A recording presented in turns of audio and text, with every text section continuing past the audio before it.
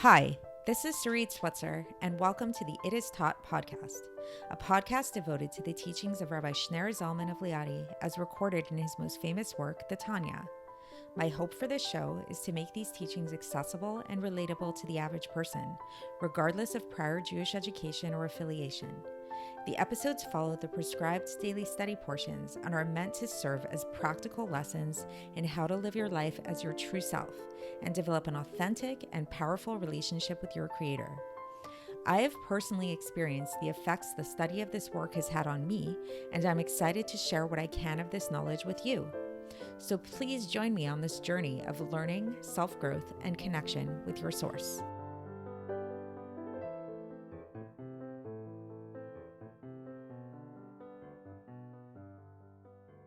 Hi, and welcome to the It Is Taught podcast. This is episode 409 for the 12th of Teves in a regular year. Today, we're going to start off our episode talking a little bit about the Hebrew language, or specifically one aspect of the Hebrew language and the meaning of a certain word. So, like many other languages, in Hebrew, a lot of words can have like a dual meaning to them. And we find this in Hebrew especially, that there's this idea of like the root word, and then that root word could come into many different contexts. And we see that there's a lot of relationships between different words that have a similar root to them. So, for example, the word Torah in Hebrew comes from the root of lehorot, to teach, to guide. Right? The word todah in Hebrew, which means to thank, comes from the root of lehodot, to acknowledge, or hod is humility. So there's a relationship between a lot of different words.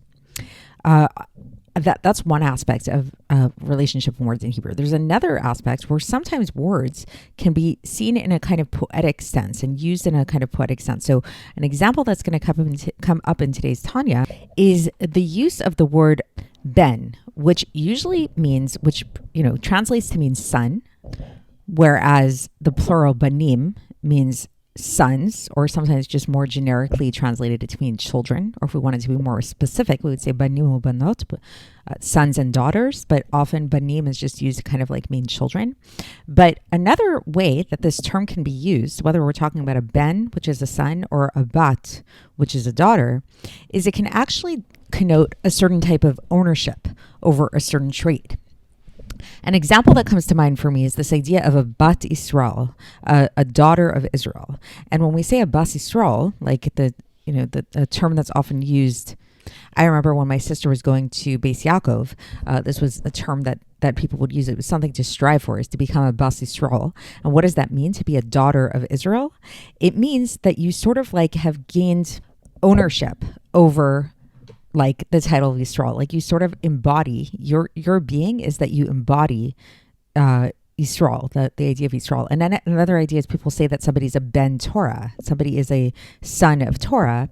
But what this means is it doesn't really mean that they're like a son of, like that their father is the Torah, even though that's kind of like maybe one way of understanding it. It's more that they sort of embody the Torah, like their whole, it is sort of like that they use the Torah as like their guide, and that's sort of an interesting imagery that's used, is that they're a ben Torah or bas Yisrael. So this term is going to come up today when we're talking about a certain category of people that we're going to call Bnei Aliya, the sons or children, we can say, of Ascent. Like of heights, of rising. There's a lifting of aliyah. It's people move to Israel, they say they made aliyah. They rose up, they ascended to the land of Israel in a spiritual sense. So who are these Bnei Aliya? What is this, these children of Ascent, and what does this mean exactly? So if you've been following along the podcast and you've listened to yesterday's podcast, and if you haven't yet, then please go back and listen to it so you have the full context here. We were talking about two different types of righteous people. And again, going back to the very beginning of the Tanya, in terms of righteous people in general, categories of people, we've discussed how the Gemara breaks down 5 general categories of Jews. And the Alter Rebbe has his own very specific definitions as to what these mean.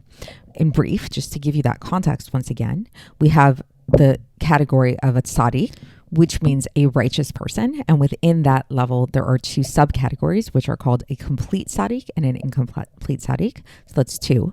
Then we have the category of the Benoni, which is the intermediate person. And then we have the category of a rasha, a wicked person, which has two subcategories of its own, a complete rasha, complete wicked person, and an incomplete wicked person. So yesterday, we focused on this realm of the tzaddik and the two categories of the tzaddik, the complete tzaddik and the incomplete tzaddik, and what the difference is between the two.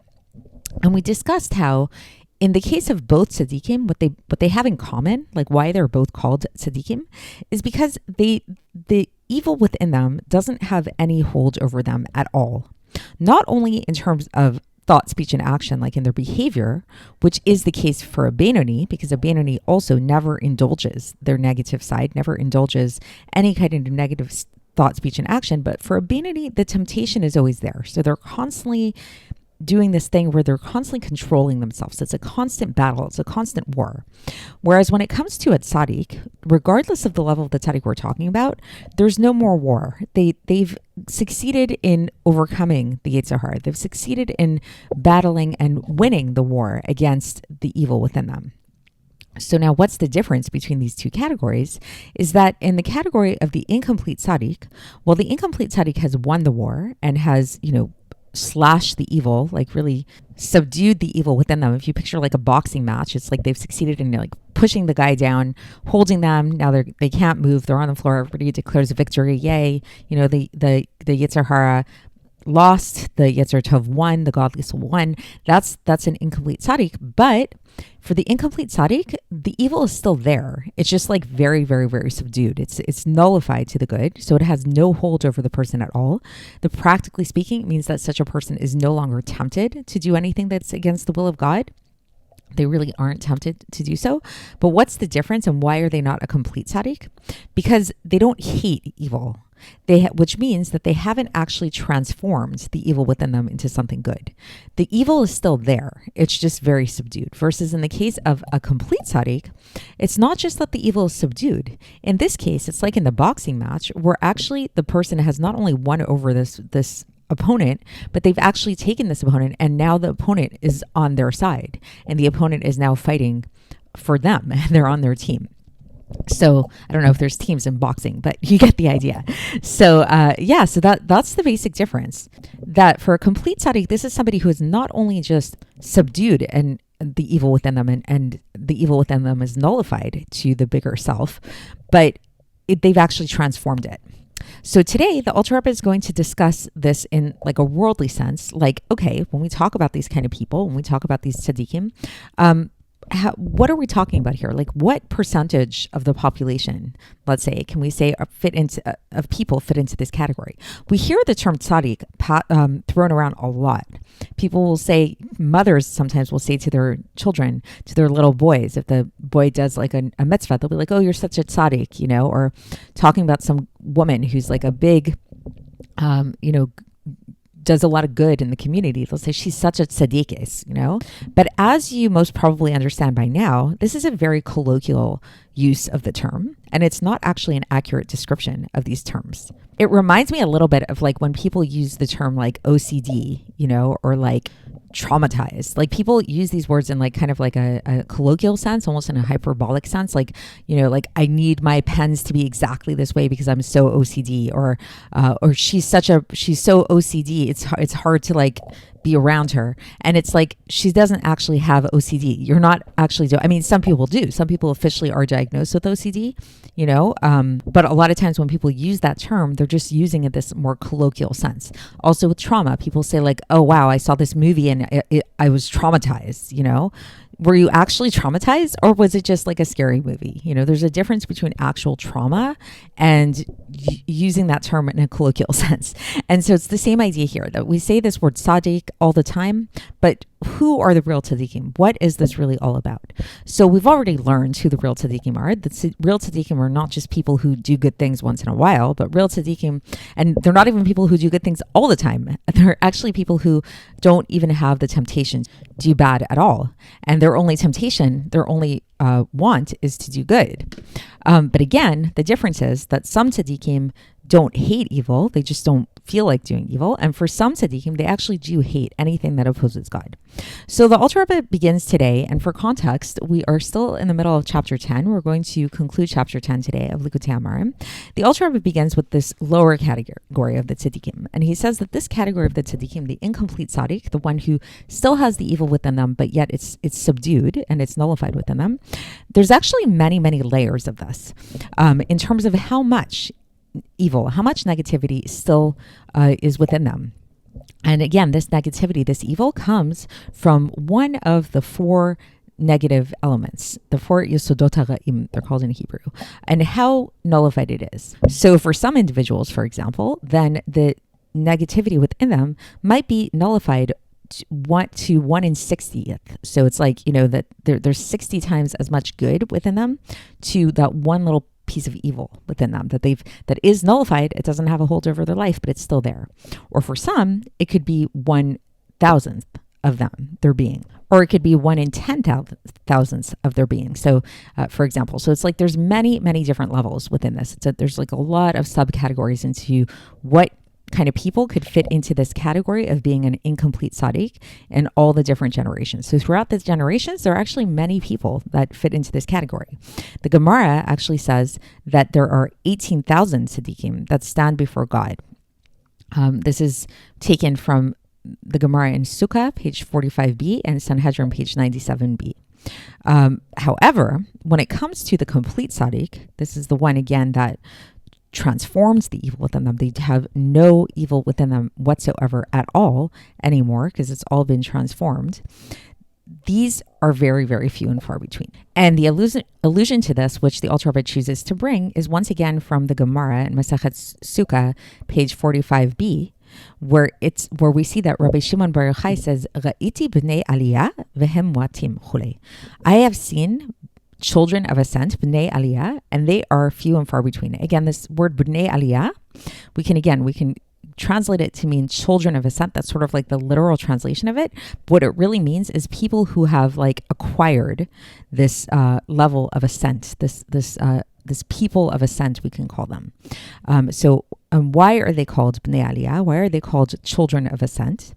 Because they transform the evil within them and they ascended up to holiness.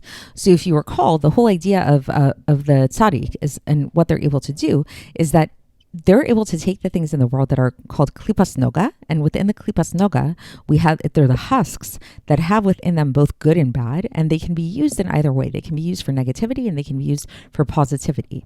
And what these complete tzaddikim do is they don't just subdue the negativity within these klipos, but they actually elevate the negativity and rise them up to holiness.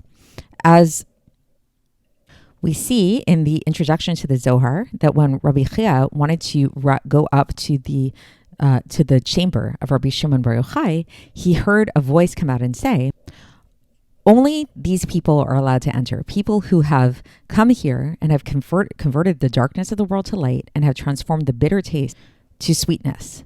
So again, this is an allusion to this idea that this is what's considered to be somebody who is a complete tzaddik. Because they are, and why they're called Bnei Aliya, why they're called children, quote unquote, of ascent, is because that they actually take the negativity and they elevate it into the good realm, into the positivity.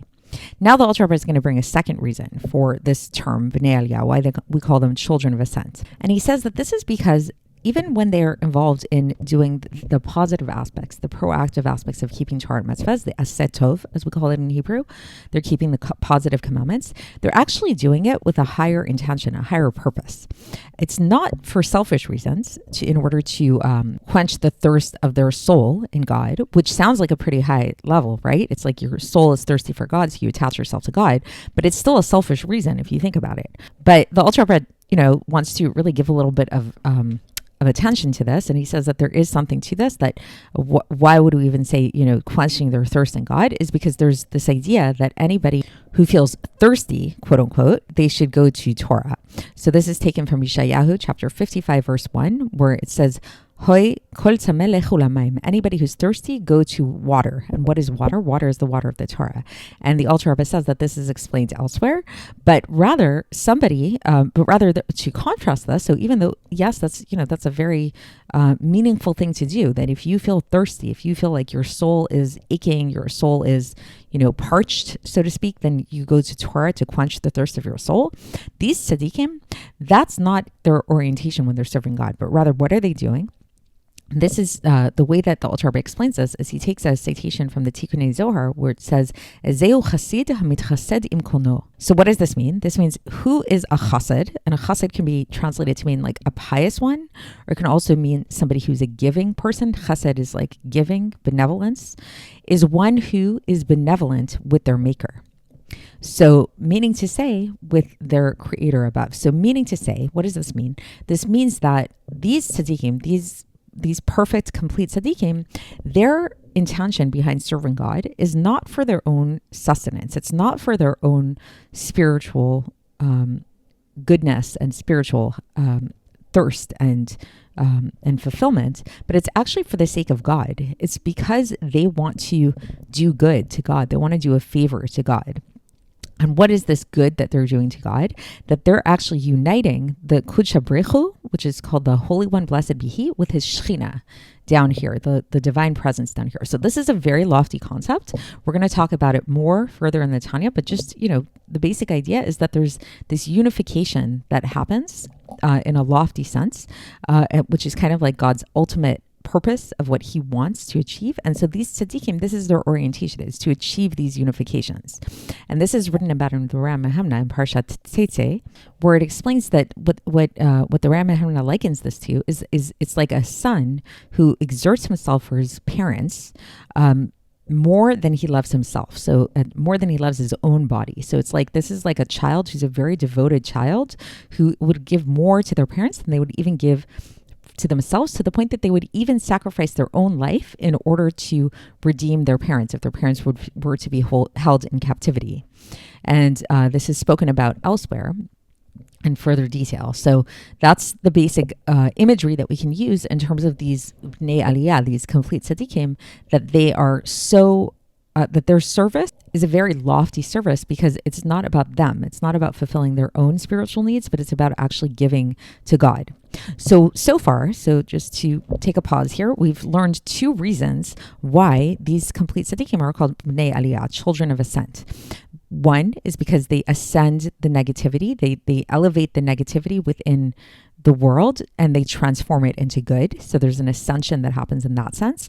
And the second reason is because their whole spiritual service is actually a much more lofty type of spiritual service than a normal person, because it's not for their own selfish spiritual needs, but it's actually for the sake of God. Now, the Alter Rebbe concludes here and he says that these two reasons are actually very much related to one another, and they're actually both coming from the same place. Why? Because when these people rectify the negativity within Klipas Noga, and they elevate the negativity into the higher realms, as we described, then what they're doing is and one way to understand this Kabbalistically is they're elevating the feminine waters, the Mein Nukvin, it's called in Kabbalah. And this causes there to be a supernal unification above that causes the Mein Dechulin, the masculine waters, to descend.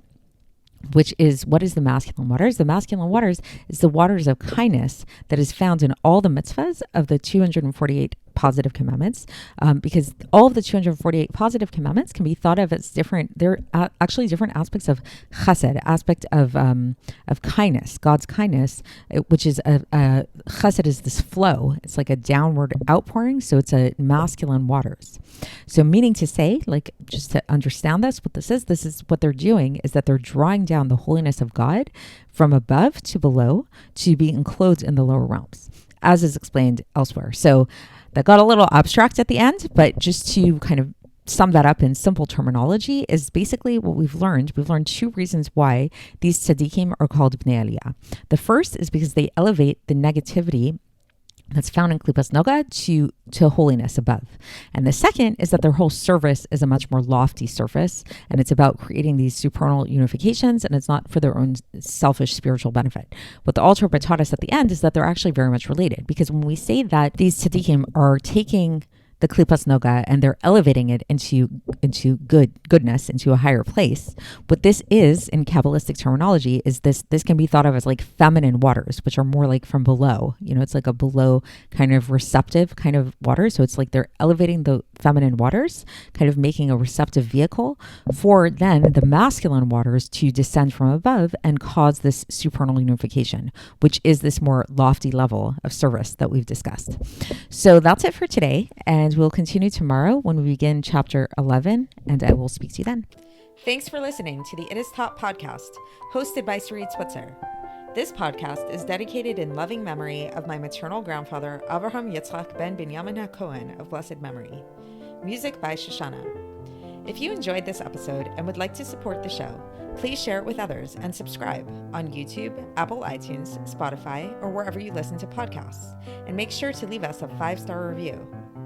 To find out more about the It Is Taught project, including more information on my soon-to-be published book, please visit our website, itistaught.com. To catch the latest from me, follow me on Facebook, Instagram, and Twitter. Looking forward to speaking with you tomorrow, and until then, have a great day.